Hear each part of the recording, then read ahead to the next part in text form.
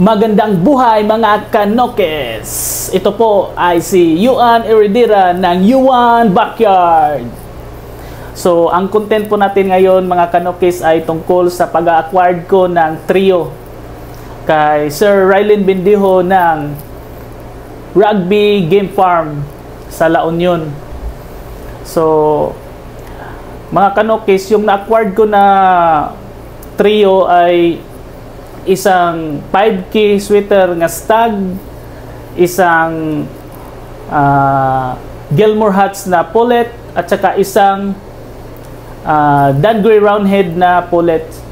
So, yung tatlo na bloodline na yan, gusto ko kasi na i-phase out na yung mga dati kong mali na bloodline. Kasi dati, naka-acquired po ako ng mga Peruvian bloodline, at yung mga Peruvian bloodline na yun yung mga natitira sa manukan ko ngayon.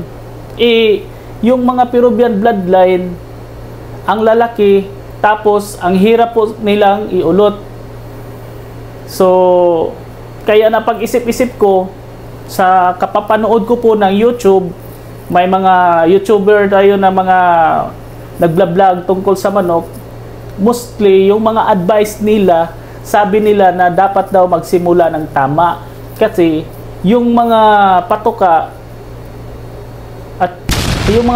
ay pare-pareho lang daw yung gastos, tapos sayang daw yung panahon, tapos mali pa yung inaalagaan. So ngayon gusto ko na magiging tama, magsimula ako ulit. Kaya gusto kong i-phase out yung dati kong mga linyada. Magsimula ako ulit ng 3 foundation bloodline para sa backyard ko. So, kaya nag-inquire po ako ng 5K sweater kasi alam naman natin yung 5K sweater ay nandoon na lahat.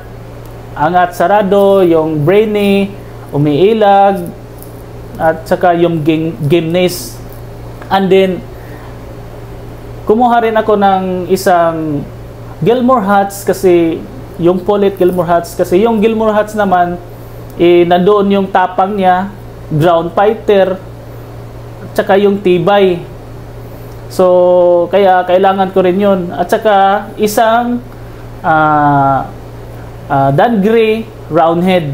So yung napili ko naman sa mga roundhead yung Dungray kasi alam naman natin yung mga Dungray roundhead na yan ay mga matatalino rin, at saka magaling rin sa laban. So ngayon, kaya yung 3 bloodline na yan na yun magiging foundation ng backyard ko.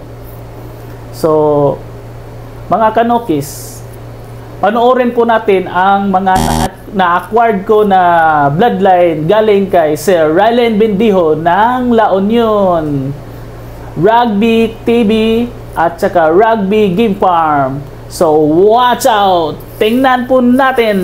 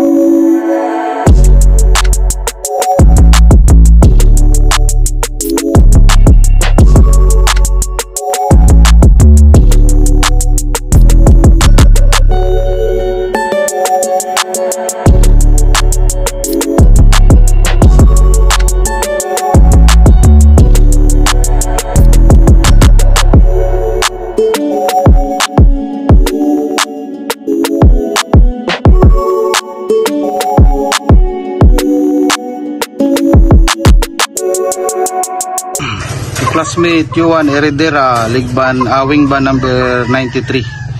No? Dan Gray, roundhead na pullets.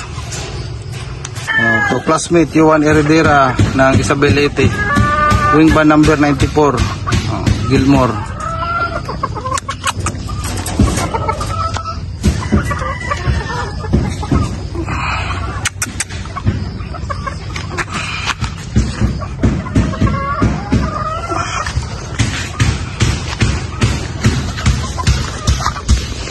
Ayaw.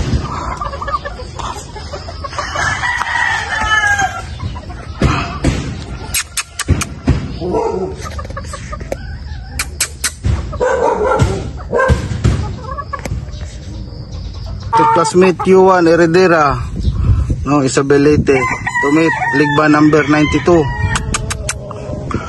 No, pasikat mo yan. Mainit kasi mate.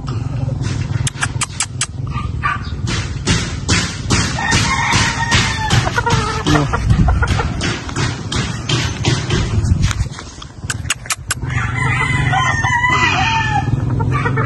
What's up mga kanukis? Yung history pala ng nakuha natin na trio na galing kay classmate Rylin Bindiho ng Rugby Game Farm. Yung 5K sweater niya ay galing yun sa Reed Game Farm.